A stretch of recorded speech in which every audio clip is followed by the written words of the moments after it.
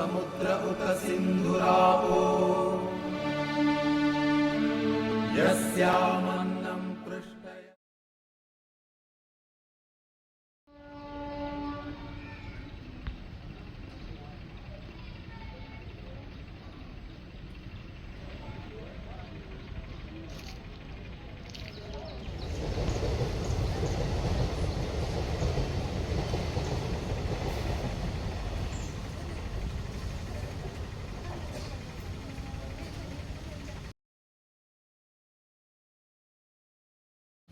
ചടങ്ങ് ആരംഭിക്കുകയാണ്.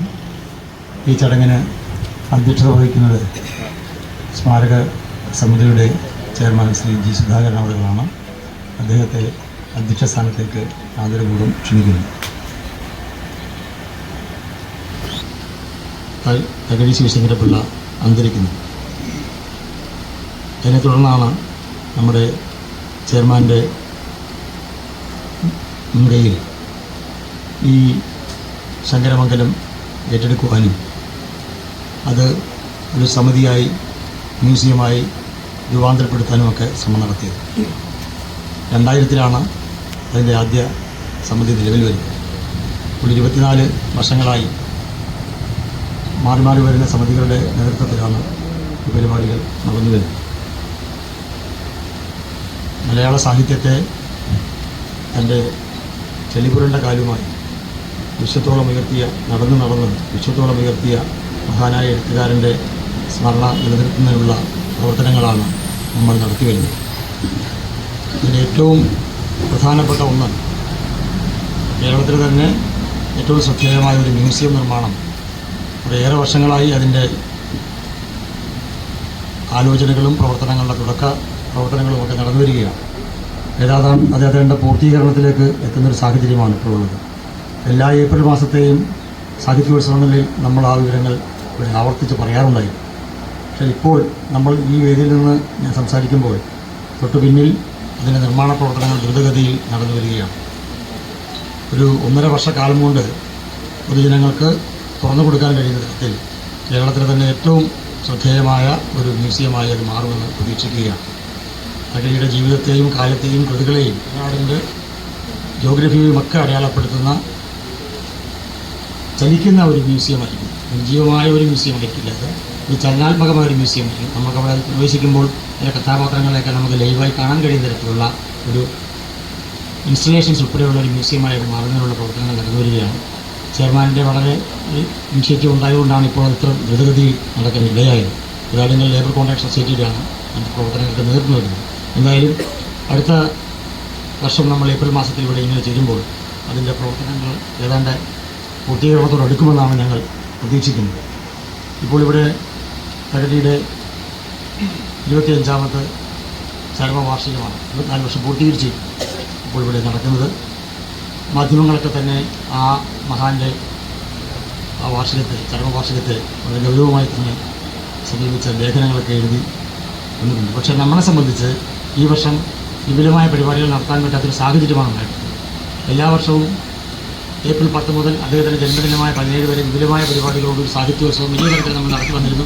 ഇതുവരെ മുടക്കമില്ലാതെ നടന്നുവന്നൊരു പ്രസ്തുതയുള്ളത് ഇങ്ങനെ അർഹനായിട്ടുള്ളത് എല്ലാവർക്കും ആദരണീയനായ പ്രൊഫസർ എം കെ സാനുമാഷാണ്.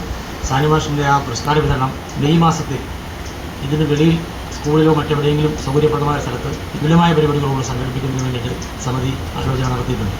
അതുകൊണ്ട് വളരെ ലളിതമായ ഈ ചടങ്ങിൽ എൻ്റെ കർത്തവ്യത്തിലേക്ക് ഞാൻ കടക്കുകയാണ്. യോഗത്തിന് അധ്യക്ഷത വഹിക്കുന്ന ബഹുമാന്യായ ചെയർമാനെ ഈ യോഗത്തിലേക്ക് ഞാൻ സ്വാഗതം ചെയ്യുകയാണ്.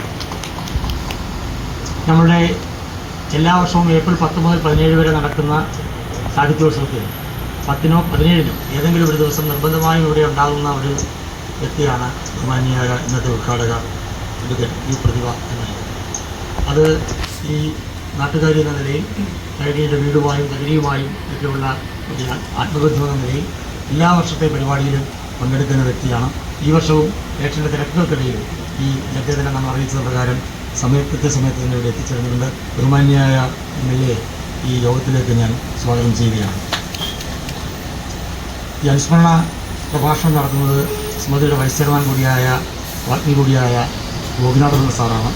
സാറ് പ്രത്യേക ഒരു സ്വാഗതം ആശംസിക്കേണ്ട കാര്യം ഭരണസമിതിയുടെ കാര്യങ്ങൾക്ക് വലിയ സജീവമായി പങ്കാളിയായിരിക്കുന്ന ആളാണ്. അദ്ദേഹത്തെ ഈ യോഗത്തിലേക്ക് ഞാൻ സ്വാഗതം ചെയ്യുകയാണ്. ഈ യോഗത്തിൽ സന്നിഹിതനായിട്ടുള്ള ഗ്രാമപഞ്ചായത്തിൻ്റെ പ്രസിഡന്റ് അജയകുമാർ സാറിനെ ഈ യോഗത്തിലേക്ക് ഞാൻ സ്വാഗതം ചെയ്യുന്നു. അമ്പലപ്പുഴ ബ്ലോക്കിൻ്റെ പ്രസിഡന്റ് ഷീബ രാജേഷ് നമ്മുടെ ഇവിടുത്തെ എല്ലാ പരിപാടികളിലും പുസ്തക ചർച്ചയിലൊക്കെ വളരെ സജീവമായി പങ്കെടുക്കുകയും പുസ്തക ചർച്ചയിൽ പുസ്തകങ്ങൾ അവതരിപ്പിക്കുകയൊക്കെ ചെയ്തുകൊണ്ട് തകഴി സ്മാരകത്തിൻ്റെ ഭരണസമിതി അംഗങ്ങളെ പോലെ തന്നെ സജീവമായി പ്രവർത്തിക്കുന്ന ഒരു വ്യക്തിത്വമാണ്. ഷീബ രാജേഷിനെ ഈ യോഗത്തിലേക്ക് സ്വാഗതം ചെയ്യുന്നു. നമ്മുടെ ബഹുമാന്യായ സി രാധാകൃഷ്ണൻ, അദ്ദേഹം നമ്മുടെ സമിതി അംഗമാണ്. അമ്പലപ്പുഴയിലെ പ്രമുഖനായ ഒരു സാംസ്കാരിക പ്രവർത്തനം, രാഷ്ട്രീയ പ്രവർത്തനമാണ്. അദ്ദേഹത്തെ യോഗത്തിലേക്ക് സ്വാഗതം ചെയ്യുന്നു. സമിതി അംഗങ്ങളായ Shri Joseph Chacko, K C Ramesh Kumar, Kunjumol Sajeev, Arunkumar, Benson Joseph, Shriman Ajith Thakazhi, Shrimati Nalini തുടങ്ങിയ എല്ലാവരെയും, ഒപ്പം ഈ ക്ഷണം സ്വീകരിച്ച് ഇവിടെ എത്തിയിട്ടുള്ള പ്രിയപ്പെട്ട സുഹൃത്തുക്കളെയും എല്ലാവരെയും യോഗത്തിലേക്ക് സ്വാഗതം ചെയ്യുന്നത് നിർത്തുകയാണ്. നന്ദി, നമസ്കാരം. നിലവിളക്ക് കൊളുത്തി തകഴിയുടെ അനുസ്മരണ ചടങ്ങ് ഉദ്ഘാടനം ചെയ്യാൻ പ്രിയങ്കരിയായ നമ്മുടെ MLA ശ്രീമതി യു പ്രതിഭയെ ക്ഷണിച്ചു.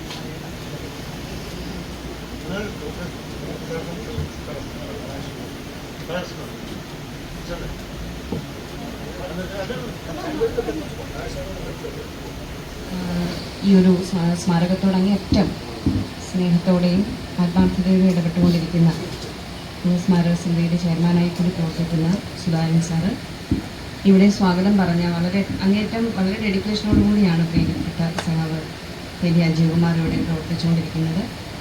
അതുപോലെ ഇതിൻ്റെ തുടക്കം മുതലുള്ള പ്രവർത്തനങ്ങളിൽ എന്നും നമ്മളോടൊക്കെ ഒപ്പം നിന്നിട്ടുള്ള പ്രിയപ്പെട്ട ഗോപിനാഥപിള്ള സാറ്, നമ്മുടെ ഗ്രാമപഞ്ചായത്തിൻ്റെ ഏറെ പ്രിയങ്കരനായ പ്രസിഡന്റ്, സ്മാരക സമിതിയുടെ പ്രവർത്തനങ്ങൾക്കൊക്കെ സഹായിച്ചുകൊണ്ടിരിക്കുന്ന അജയൻ സാറ്, ഇവിടെ എത്തിച്ചേർന്നിട്ടുള്ള രാധാകൃഷ്ണൻ ചേട്ടൻ, അതുപോലെ Joseph Chacko sir, Shri K C Ramesh Kumar, Kunjumol, അതുപോലെ തന്നെ നമ്മുടെ ബ്ലോക്ക് പഞ്ചായത്തിൻ്റെ ഏറ്റവും പ്രിയങ്കരിയായിട്ടുള്ള പ്രസിഡന്റ് ഷീബ രാകേഷ്, അരുൺകുമാർ, പ്രിയപ്പെട്ട അജിത് തകഴി അജിച്ചേട്ടൻ, അതുപോലെ തന്നെ നളിനി ചേച്ചി, പ്രിയപ്പെട്ട TV ജയേഷ് അടക്കം ഈ പരിപാടിയിൽ പങ്കെടുത്തുകൊണ്ടിരിക്കുന്ന ഈ സ്ഥാപനത്തോട് എന്നും സ്നേഹമുള്ള ഒരു പറ്റം മനുഷ്യർ.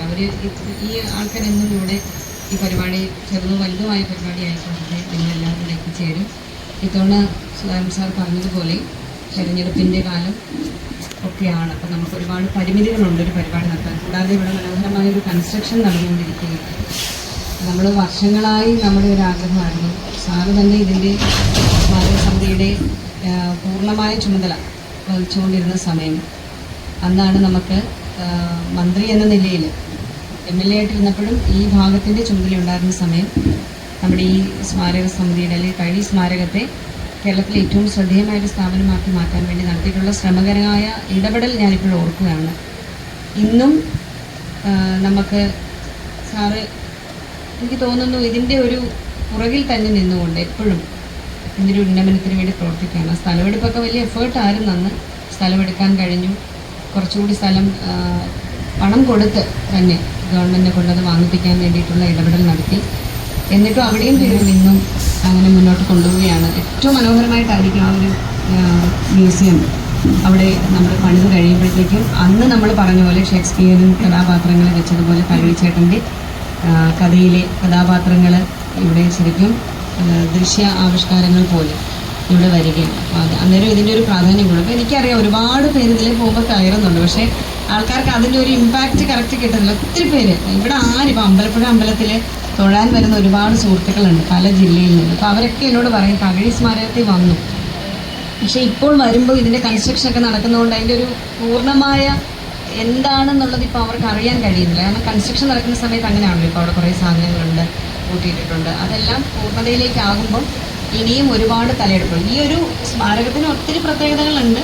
ഇവിടെ ഒരു അലങ്കാരങ്ങളില്ലെങ്കിൽ പോലും ഇത് തകഴിച്ചേട്ടൻ താമസിച്ച വീടാണ്. അത് തന്നെയാണ് ഇതിൻ്റെ ഏറ്റവും വലിയ പ്രത്യേകത. നമുക്കൊക്കെ എന്നും അഭിമാനമാണ്. നമ്മളിപ്പോൾ എവിടെ ഏത് സ്ഥലത്ത് ചെന്നാലും ഞാൻ എന്നും എപ്പം സ്മാരകത്തിൽ വന്നാലും നമ്മൾ പരസ്പരം സംസാരിക്കുമ്പോഴും നമ്മൾ പറയുന്ന കാര്യം തകഴിയെന്ന് ഇപ്പം നമ്മളെവിടെ ചെന്നാലും നമ്മൾ തകഴി എന്ന പേരിലാണ് അറിയപ്പെടുന്നത് അല്ലേ. അങ്ങനെ ഒരു വലിയ മനുഷ്യൻ ഇവിടെ ജീവിച്ചിരുന്നതുകൊണ്ടാണ് കഥയിലൂടെയും ചെറുകഥയിലൂടെയും നോവലിലൂടെയും ആത്മകഥയിലൂടെയും ഒക്കെ തന്നെ പല രൂപത്തിൽ പലവിധം കഥാപാത്രങ്ങളെ തകഴിച്ചേട്ടന് മനുഷ്യൻ്റെ മനസ്സിലേക്ക് എത്തിക്കാൻ കഴിഞ്ഞിട്ടുണ്ട്. തകഴിച്ചേട്ടൻ എഴുതിയ കാലത്ത് ഒരു വലിയ പ്രസംഗം ഒന്നും ഇവിടെ ആവശ്യമില്ല. കാരണം നേരത്തെ തന്നെ ഇവിടെ പറഞ്ഞു, മെയ് മാസത്തിൽ വലിയ തരത്തിൽ തകഴിച്ചേട്ടൻ്റെ ചരമദിനം മുതൽ ജന്മദിനം വരെയാണല്ലോ നമ്മൾ സാധാരണ ഇവിടെ ഒരു സാംസ്കാരിക പരിപാടി നടത്തുന്നത്. അപ്പോൾ അത് ഈ തെരഞ്ഞെടുപ്പിൻ്റെ പ്രത്യേക പശ്ചാത്തലത്തിൽ മെയ് മാസത്തിലേക്ക് മാറ്റി പുരസ്കാരം വാങ്ങുന്നത് സാനുമാഷാണെന്നുള്ള ഏറ്റവും വലിയ പ്രത്യേകതയുണ്ട്. അപ്പോൾ സാനുമാഷ പുരസ്കാരം വാങ്ങാൻ വരുമ്പോൾ തന്നെ ആ ചടങ്ങിന് വലിയൊരു ധന്യതയായി. അവിടെ തന്നെ അത്രയും വലിയ മനുഷ്യനെ, വലിയ എഴുത്തുകാരനെ, നല്ല അധ്യാപകനെ ഒക്കെ നമുക്ക് ഇവിടേക്ക് കൊണ്ടുവരാൻ കഴിയും. ഇതിനു മുമ്പും സാറും മിനിസ്റ്റർ ആയിരുന്ന സമയത്ത് സാറും സാനുമാഷും അഴീക്കോട് മാഷും ഒക്കെ ഇവിടെ വന്നിട്ടുണ്ട് അല്ലേ. പെരുമ്പടവൻ ശ്രീധരൻ സാറും. ഇവിടെ വരാത്ത കഥാകാരന്മാരില്ല. കേരളത്തിൽ അറിയപ്പെടുന്ന എല്ലാ കഥാകൃത്തുക്കളും നമ്മളുടെ ഇവിടെ വന്നിട്ടുണ്ട്. MP സാറാണെങ്കിൽ ഇവിടെ താമസിച്ച് തകഴിച്ചേട്ടനെ പറ്റി ഡോക്യുമെൻ്ററി എടുത്തിട്ടുണ്ട്. അതിന്നും ഡൽഹി ആസ്ഥാനമാക്കി നമ്മുടെ ആർക്കൈവിൽ അത് സൂക്ഷിച്ചിട്ടുണ്ട്. എനിക്ക് തോന്നുന്നു നമ്മളിത് പൂർണ്ണതയിലേക്ക് വരുമ്പോൾ ആ ഡോക്യുമെൻ്ററി ഒക്കെ തന്നെ ഡെയിലി ഇവിടെ പ്രദർശിപ്പിക്കുന്ന തരത്തിലേക്ക് നമുക്ക് അതൊക്കെ കൊണ്ടുവരേണ്ടി വരും. തകഴിച്ചേട്ടനെ സംബന്ധിച്ച് ഇപ്പം മാധവിക്കുട്ടി എടുത്ത ഇൻ്റർവ്യൂസ് വളരെ മനോഹരമാണ്.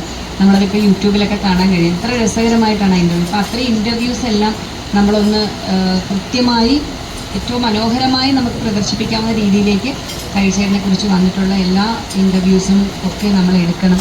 അതെല്ലാം നമ്മുടെ ഇവിടെ എപ്പോഴും ലൈവായിരിക്കും. ഇപ്പം നമ്മൾ എവിടെയെങ്കിലുമൊക്കെ യാത്ര പോകുമ്പോൾ ആ പ്രദേശത്തെ പ്രത്യേകതകൾ നമ്മൾ ഏതെങ്കിലും ഒരു മ്യൂസിയത്തിൽ ചെന്നാൽ കാണിച്ചുകൊണ്ടേയിരിക്കും. ഇപ്പോൾ നമ്മുടെ തകഴിയെപ്പറ്റി തന്നെ ഒരുപാട് പറയാനുണ്ട്.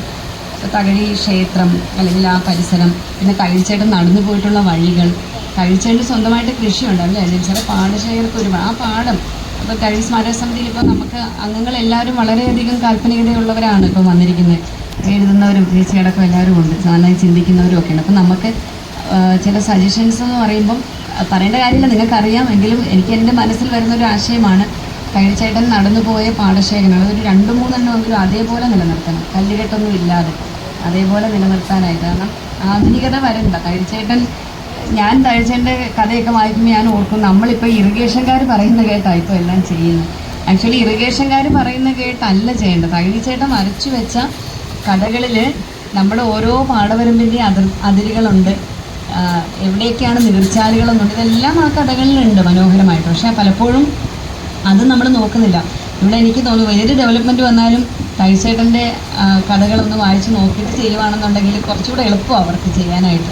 അത്തരത്തിൽ എന്നും ഒരുപാട് ഡിബേറ്റുകൾ ചെയ്യേണ്ട, ചർച്ച ചെയ്യേണ്ട, നമ്മൾ പ്രചരിപ്പിക്കേണ്ട കഥകൾ തന്നെയാണ് തകഴിച്ചേട്ടൻ്റെ കഥകൾ. അത് ഇവർ പലപ്പോഴും എനിക്ക് തോന്നുന്നു തകഴിയിലുള്ളവർക്ക് മാത്രം അതങ്ങോട്ട് പൂർണ്ണമായിട്ട് ബോധ്യപ്പെട്ടിട്ടില്ലയോ എന്നൊരു സംശയം തോന്നുന്നുണ്ട്. തകഴിച്ചേട്ടൻ പലപ്പോഴും നമ്മൾ നോക്കുമ്പോൾ മഹാത്മാഗാന്ധിയും തകഴിച്ചേട്ടനും കുറച്ച് വസ്ത്രമേ ഇടുള്ളായിരുന്നു അല്ലേ.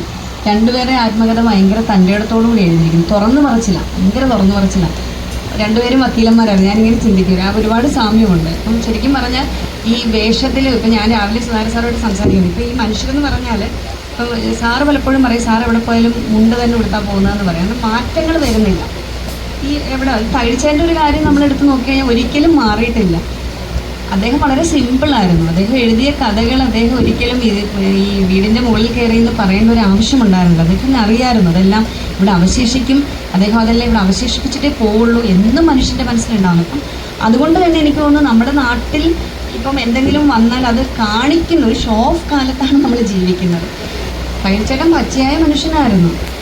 പച്ചയായ മനുഷ്യൻ എന്ന് പറഞ്ഞാൽ അദ്ദേഹം വേഷത്തിൽ, അദ്ദേഹം ജ്ഞാനപീഠം കിട്ടിയപ്പം പാൻറ് ഷർട്ട് വിട്ടിട്ട് ഓടി നടന്നില്ല. അല്ലെങ്കിൽ കൈ കെട്ടി ഇവിടെല്ലാം എനിക്ക് ജ്ഞാനപീഠം കിട്ടിയെന്ന് പറഞ്ഞ് പറഞ്ഞതല്ല. അപ്പോൾ സെൽഫ് മാർക്കറ്റിംഗ് ചെയ്തിട്ടില്ല. അതുകൊണ്ടാണോ പലപ്പോഴും എനിക്ക് വലിയ സങ്കടം തോന്നുന്നു. ഞാൻ നേരത്തെ പറഞ്ഞു, ഞാൻ പലപ്പോഴും ഇത്തരം ഒരു നിരീക്ഷണം പലരുമായിട്ട് സംസാരിക്കുമ്പോൾ പറയും, ആത്മകഥ എഴുതുമ്പം തുറന്ന് എഴുതാനായിട്ട് ഭയങ്കര തൻ്റെയിടമാണ്. അത്രയും തൻ്റെ ഇടത്തോടെ ആത്മകഥ ആരും എഴുതത്തില്ല, കാരണം എഴുതിയാൽ വലിയ വിവാദമാകുമെന്നൊക്കെ ഭയന്നായിരിക്കും. അതൊക്കെ ഓരോന്നിലും അദ്ദേഹത്തിൻ്റെ ഒരു സത്യസന്ധമായ ജീവിതം കൂടി, കുട്ടനാടിലെ ജീവിതം കൂടി വരച്ചു ചേർത്തിട്ടുണ്ട്. പിന്നെ അന്ന് തന്നെ കുറേ വരേണ്യവർഗം എന്ന രൂപത്തിലുള്ള എഴുത്തുകാരുടെ ഇടയിലാണ് തയ്ച്ചേട്ടൻ പിടിച്ചു നിന്നത് സാധാരണക്കാരെ പറ്റി പറഞ്ഞു. അത്തരത്തിൽ ഒരുപാട്, ഒരിക്കലും അദ്ദേഹത്തിൻ്റെ രചനകൾക്കോ അദ്ദേഹത്തിൻ്റെ ഓർമ്മകൾക്കോ ഒരിക്കലും നമ്മളുടെ ഒന്നും മനസ്സിൽ മരണമേ ഇല്ല. അതിൽ ഏറ്റവും കൂടുതൽ എനിക്ക് തോന്നുന്നു തകഴിയിൽ ജനിച്ചില്ലെങ്കിലും അമ്പലപ്പുഴയുടെ MLA ആയി വന്ന് ഓണാട്ടുകരയിൽ ജനിച്ച സുധാകരൻ സാറാണെന്ന് തോന്നുന്നു ഏറ്റവും കൂടുതൽ ഈ ഒരു സ്ഥാപനത്തിന് വേണ്ടി പ്രവർത്തിച്ചിട്ടുള്ളത്.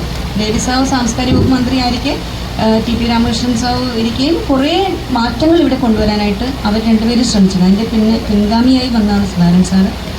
സാർ ആ സമയത്ത് എനിക്ക് തോന്നുന്നു വലിയ പ്രയാസമായിരുന്നു ഈ സ്ഥാപനത്തെ ഒന്ന് മുന്നോട്ട് കൊണ്ടുവരും. നന്നായി തന്നെ 100% തകഴിച്ചേട്ടനോട് കൂറു പുലർത്തിയിട്ടുണ്ട് എന്നുള്ളത്. എഴുത്തിനോടും വായനയോടും നവീനമായ ചിന്തയോടും ധൈര്യത്തോടെ സാറും പല കാര്യങ്ങളും വിളിച്ച് പറയാറുണ്ട്. പക്ഷേ അതൊക്കെ തന്നെ പലപ്പോഴും തെറ്റായ രൂപത്തിൽ വളച്ചൊടിച്ചൊക്കെ വരാറുണ്ട് എന്നുള്ളതും ഒരു സത്യമാണ്. ഇന്നത്തെ കാലത്ത് നമ്മൾ സംസാരിക്കുമ്പോൾ എല്ലാവരും ഒന്ന് ഭയന്നാണ്, കാരണം യൂട്യൂബും ഫേസ്ബുക്കും തെരുവിളിയും ഒക്കെ ഉള്ളൊരു കാലത്ത് ആർക്കും ആരെയും എന്തും പറയാം എന്നുള്ളതാണ്. ഞാൻ നേരത്തെ പറയുന്ന പോലെ കൃത്രിമ മാതൃകകളാണ് ആരാധകരെ കേന്ദ്രീകരിക്കുന്നത്, കൃത്രിമ മാതൃകകൾ. അപ്പം സത്യസന്ധമായത് സ്ട്രഗിൾ ചെയ്യുവാണ് നിലനിൽക്കാൻ. ഇത്തരത്തിലുള്ള ഒരുപാട് ചിന്തകൾ തീർച്ചയായിട്ടും ഈ ദിവസം അറിയാതെ മനസ്സിലേക്ക് വരുന്നു. ഞാൻ എപ്പോഴും ഇവിടെ വരും പറയും തകഴിച്ചേൻ്റെ വീടിനൊരു പ്രത്യേകതയുണ്ട്. എനിക്കാണ് ഒരു ഭാഗ്യമുണ്ടായി കാത്തമ്മയുടെ ഒരു വേഷം ചെയ്യാനും കഴിയും. അന്ന് എനിക്കത് സത്യം പറഞ്ഞാൽ അവർ പറഞ്ഞപ്പോൾ ഭയങ്കര മടിയും ചമ്മലും ഒക്കെ ആയിരുന്നു, കാരണം എനിക്കറിയാവുന്ന ഒരു മേഖലയല്ലല്ലോ. പക്ഷേ ഇന്നിപ്പോൾ എവിടെ ചെന്നാലും ആൾക്കാർ ചോദിക്കും തകഴിയുടെ കാത്തയല്ലേ എന്ന് ചോദിക്കുമ്പോൾ എനിക്ക് ഭയങ്കര അഭിമാനമാണ്. കാരണം തകഴിയുടെ കാത്ത ഒരു കാത്ത തന്നെയായിരുന്നു അല്ലേ. വളരെയധികം സ്നേഹത്തോടെയും എന്നുവെച്ചാൽ വിധേയത്വമായിരുന്നില്ല എന്ന് എനിക്ക് തോന്നുന്നു, സ്നേഹമായിരുന്നു തകഴിച്ചേട്ടനോട്, അങ്ങേയറ്റം സ്നേഹമായിരുന്നു. തിരുവനന്തപുരത്ത് പോയ കാലത്ത് അദ്ദേഹത്തിനുണ്ടായ ചില പ്രയാസത്തിന് ശേഷം വക്കീലായി അദ്ദേഹം പ്രാക്ടീസ് ചെയ്യാൻ വന്ന സമയത്തുമൊക്കെ കാത്ത ചേച്ചി കൊടുത്തൊരു സപ്പോർട്ട് വലുതാണ്. അപ്പം അങ്ങനെ ഒരു ഞാൻ പറയും പൂ പോലെ നിർമ്മലമായ ഒരു സ്ത്രീ എന്ന് എനിക്ക് പലപ്പോഴും കാത്ത ചേച്ചിയെ തോന്നാറുള്ളൂ ഇതിനകത്തൊക്കെ ഇങ്ങനെ നടക്കുമ്പോൾ. അത്രയും നൈർമല്യമുള്ള ഒരു നല്ല സ്ത്രീയുടെ കൂടെ തകഴിച്ചേട്ടൻ ജീവിച്ചു. തകഴിച്ചേട്ടൻ്റെ കൂടെ ജീവിക്കാൻ കഴിഞ്ഞ ഭാഗ്യമുള്ള സ്ത്രീയെന്ന രൂപത്തിൽ കാത്ത ചേച്ചിക്ക് ഒരുപാട് പ്രസക്തിയുണ്ട്. ഈ മണ്ണിനും അതുപോലെ തന്നെ ഈ വീടിനുമൊക്കെ ആ നല്ല മനുഷ്യരുടെ, വലിയ മനുഷ്യരുടെ ഗന്ധമുണ്ട്. അവിടെ ഇങ്ങനെ ഈ 10 മുതൽ 17 വരെ അജയൻ പറഞ്ഞ പോലെ നമുക്ക് എല്ലാവർക്കും ഒത്തുചേരാൻ കഴിയുന്നു എന്നുള്ളതാണ്. അതിൽ പലപ്പോഴും എത്ര പേര് വന്നു എന്ന് ഞങ്ങൾ നോക്കത്തില്ല. ഞാൻ പഞ്ചായത്ത് പ്രസിഡന്റ് ആയിരിക്കെ അജയൻ സാറിനും ഒക്കെ അറിയാം, സാറിന് ബ്ലോക്ക് പഞ്ചായത്ത് പ്രസിഡന്റ്. നമ്മൾ സാനുമാഷും പിന്നെ അഴീക്കോട് മാഷും ഒക്കെ വന്നപ്പോൾ ഞങ്ങൾ ആളെ കൂട്ടാനായിട്ടൊക്കെ ആ കാലത്ത് പ്രയാസപ്പെടുമായിരുന്നു. സുധാകരൻ സാറിന് കാര്യങ്ങളെല്ലാം കൃത്യമായിട്ട് അറിയാം. പക്ഷെ അന്ന് വരുന്നവർ മതി, നമ്മൾക്കതൊരു സന്തോഷം തന്നെയാണ്. ഒരു ആൾക്കൂട്ട ബഹളം, ഞാൻ നേരത്തെ പറഞ്ഞ ആൾക്കൂട്ടം സൃഷ്ടിക്കാൻ ഈ പറഞ്ഞ ചില ടെക്നിക്കുകളുണ്ടല്ലോ. നമ്മൾ 1-2 പേരെ ഉദ്ഘാടനത്തിന് അങ്ങനെ അതിൻ്റെ ആവശ്യമില്ല. അങ്ങനെ വന്നിട്ട് പിന്നെ അവരെ പോയി പരിഹസിച്ച് പറയേണ്ട ആവശ്യമില്ല. ഞാൻ പറഞ്ഞ് നമ്മുടെ മനുഷ്യൻ്റെ മനസ്സ് വളരെ കോംപ്ലിക്കേറ്റഡ്. ഇപ്പം എല്ലാ ദിവസവും ഭയപ്പെടുത്തുന്ന തരത്തിലുള്ള ആത്മഹത്യകളെക്കുറിച്ചുള്ള വാർത്തയാണ് വരുന്നത്. അത് ഒറ്റയ്ക്കല്ല, കുടുംബത്തോടെയാണ്. അതാണ് എന്താണ് നമ്മുടെ സമൂഹത്തിൽ സംഭവിക്കുന്നത്. എനിക്ക് തോന്നുന്നു നല്ല ചിന്തകൾ ആരും തമ്മിൽ പറയുന്നില്ല എന്ന് തോന്നുന്നു, പ്രചരിപ്പിക്കുന്നുമില്ല. നല്ലതിനൊന്നും സമയം കിട്ടുന്നില്ല എന്ന് തോന്നുന്നു ആർക്കും. നമ്മളിപ്പോൾ ഞാനാണെങ്കിലും നിങ്ങളാണെങ്കിലും കിട്ടുന്ന സമയം നമ്മളെല്ലാം അറിയാതെ ഇതിലേക്ക് അങ്ങ് തല കൊണ്ട് വെക്കുകയാണ്. അതിനകത്ത് ശരിയായതൊന്നും ആയിരിക്കത്തില്ല, കൃത്രിമമായതായിരിക്കും വരുന്നത്. അപ്പോൾ അജിച്ചേട്ടൻ ഇവിടെ ഉണ്ടായി ബോക്സാണുള്ളപ്പോൾ നമ്മുടെ സാഹിത്യത്തിൽ ഇവിടെ സ്ഥിരം ചർച്ചയായിരുന്നു അല്ലേ. അതിൽ ആര് വരുന്നല്ല അന്ന് നമ്മൾ നോക്കിയത്. സ്ഥിരമായി വായനയും എഴുത്തും ഇവിടെ ചർച്ചയായിരുന്നു, ഡിബേറ്റ്സ് ഉണ്ടായിരുന്നു. തകഴി കൃതികളെ പറ്റിയിട്ട് നിരന്തരമായി ചർച്ച ചെയ്യാൻ പുറത്തുനിന്നാണെങ്കിലും കുറേയധികം ആളുകൾ വരുന്നത്. അത്തരത്തിൽ നമ്മുടെ പുതിയ ബിൽഡിംഗ് ഒക്കെ വന്നു കഴിയുമ്പം എല്ലാ ദിവസവും ഇവിടെ ലൈവ് ആവുന്ന തരത്തിലേക്കുള്ള ചില കാര്യങ്ങൾ നമുക്ക് കൊണ്ടുവരണം. ഒപ്പം തകഴിച്ചേട്ടനെക്കുറിച്ച് നമ്മുടെ കുട്ടനാട്ടിൽ ഏത് വികസനം വന്നാലും തകഴിച്ചേട്ടൻ്റെ കൃതികളൊക്കെ ഒന്ന് അനുസ്മരിക്കുന്നത് ആ അവസരത്തിൽ നല്ലതായിരിക്കുമെന്ന് കൂടി ഒരു സജഷൻ പറഞ്ഞുകൊണ്ട് എനിക്ക് ഒരുപാട് സന്തോഷം. സുധാകരൻ സാർ തന്നെയാണ് ഈ പരിപാടി ഉദ്ഘാടനം ചെയ്യേണ്ടത്. കാരണം സാറ് ചെയർമാൻ ആയതുകൊണ്ടാണ് ഞാനിങ്ങനെ ഒരു ചടങ്ങ് നിർവഹിക്കുന്നത്. എനിക്ക് ഒരുപാട് സന്തോഷം. നമ്മുടെ തകഴിയിൽ ജനിക്കാൻ കഴിഞ്ഞു എന്നുള്ളത് ഏറ്റവും ഭാഗ്യമായി. എവിടെ ചെന്നാലും ഏറ്റവും വലിയ ഭാഗ്യം എന്താണെന്ന് വെച്ചാൽ ഈ തകഴി ജനിക്കാൻ കഴിഞ്ഞു എന്നുള്ളതാണ്. മണ്ണും മനുഷ്യരും ഒക്കെ മാറിപ്പോയിട്ടുണ്ടെങ്കിലും ആ നാടിന് വലിയ മാറ്റമോ അല്ലെങ്കിൽ അതിൻ്റെ കൾച്ചറിന് വലിയ മാറ്റമോ ഒന്നും വരുന്നില്ല. കേരളം കൊള്ളില്ല എന്ന് പറയുമ്പോഴേ ഞാൻ വാദിക്കും കേരളമല്ല കൊള്ളാത്ത, മനുഷ്യരാ കൊള്ളാതായതല്ലേ. കേരളത്തിന് കുഴപ്പമൊന്നുമില്ല. നമ്മൾ വലിച്ചെറിഞ്ഞ പ്ലാസ്റ്റിക്കും അതും ഇതും അവിടെ കൂടിക്കിടന്ന് നമ്മൾ ചൂട് കൂടിയപ്പോൾ എല്ലാവരും AC ഉപയോഗിച്ച് നമ്മളടക്കം എല്ലാവരും അത് ഉപയോഗിക്കണം. അപ്പോൾ നിൽക്കാൻ പറ്റുന്നില്ല ചൂട് കൂടിയിട്ട്. പ്രത്യേക സാഹചര്യത്തിലൂടെ കേരളം കടന്നു പോകുന്നു എന്നാണ് പറഞ്ഞാൽ. ശരിക്കും ഒരു പ്രഖ്യാപനം തന്നെ വന്നു. എന്തോ ഒരു പ്രത്യേക സാഹചര്യത്തിലൂടെയാണ് കേരളം കടന്നു വന്നത്. വെച്ചാൽ മുൻകാലത്തെ ചൂടല്ല ഇത്. ഒരു തരത്തിലും ഒരാൾക്കും അതിജീവിക്കാൻ കഴിയാത്തത്. അപ്പോൾ അതിനനുസരിച്ച് ആധുനിക സൗകര്യങ്ങൾ നമ്മൾ വാങ്ങിച്ചു വെക്കുന്നു, അതിനനുസരിച്ച് വേണ്ടാത്ത വാതകങ്ങൾ നമ്മുടെ അന്തരീക്ഷത്തിലേക്ക് വരുന്നു, വീണ്ടും പ്രശ്നങ്ങളിലേക്ക് വരുന്നു. അപ്പം ഇനി ഒരിക്കലും നമുക്ക് ഓലപ്പുരയിലേക്ക് തിരിച്ചു പോകുക എന്ന് നമുക്കൊന്നും ചിന്തിക്കാൻ പറ്റത്തില്ല. കാരണം അത് നമ്മൾ ഡെവലപ്മെൻറ്റിൻ്റെ ഭാഗമായിട്ട് അതെല്ലാം മാറ്റിയിട്ടുണ്ട്. പക്ഷേ നമ്മുടെ നാടിനെ നമ്മൾ തിരിച്ചെടുത്തില്ലെങ്കിൽ നമ്മുടെ കേരളത്തിൽ നിന്ന് കേരളം മോശമായതുകൊണ്ടല്ല, നമ്മളെല്ലാം കൂടി മോശമാക്കി നാട്ടിൽ നിന്ന് നമുക്കെല്ലാം പോകേണ്ടി വരും എന്നൊരു ഭയം തീർച്ചയായിട്ടും എപ്പോഴും അകാരണമായി നമ്മളെയൊക്കെ വേട്ടയാടുന്നൊരു ഭയമാണ്. നല്ല ചിന്തകൾ പ്രചരിപ്പിക്കാൻ കഴിയുന്നതായി ഇത്തരത്തിലുള്ള പരിപാടികൾക്കൊക്കെ മാറാൻ കഴിയട്ടെ എന്ന് പറഞ്ഞുകൊണ്ട് ഒരുപാട് സ്നേഹത്തോടെ ഈ സംഘാടകരോട് നന്ദി പറയുന്നു. വരുന്ന ഈ മെയ് മാസത്തിൽ അവരെല്ലാവരും നമ്മളോടൊപ്പം ചേരാൻ കഴിയും, അവരൊക്കെ കാണുമെന്ന് ഞാൻ പ്രതീക്ഷിക്കുന്നു. വലിയൊരു സാംസ്കാരികോത്സവമായി നമുക്ക് ഈ ഒരു തകഴി സാഹിത്യോത്സവം മാറ്റാൻ കൂടി കഴിയും. നല്ല ഭാവനയുള്ള ഒരു കൂട്ടം അംഗങ്ങൾ ഇതിനകത്ത് വന്നിട്ടുണ്ട് എന്നുള്ളതും ഏറ്റവും പ്രതീക്ഷ നൽകുന്ന കാര്യമാണ്. തകഴിച്ചേട്ടൻ്റെ ഓർമ്മകൾ, അത് ഞാൻ പറഞ്ഞല്ലോ, ഈ ഭൂമി ഉള്ളിടത്തോളം കാലം അദ്ദേഹത്തിൻ്റെ എഴുത്തുകൾ ഇവിടെ അവശേഷിക്കും, നല്ല ചിന്തകൾ അവശേഷിക്കും. ഇതെല്ലാം എന്നും ഡിബേറ്റ് ചെയ്യപ്പെട്ടുകൊണ്ടിരിക്കും. അദ്ദേഹത്തിൻ്റെ കഥാപാത്രങ്ങൾ നമ്മുടെ ഇടയിലൂടെ ഇങ്ങനെ സഞ്ചരിച്ചുകൊണ്ടിരിക്കും. അതുകൊണ്ട് തകഴിച്ചേട്ടന് പ്രത്യേകിച്ച് ഒരു മരണമുണ്ട് എന്ന് കരുതുന്നില്ല. ഓർമ്മകൾക്ക് മുമ്പിൽ ആദരാഞ്ജലി.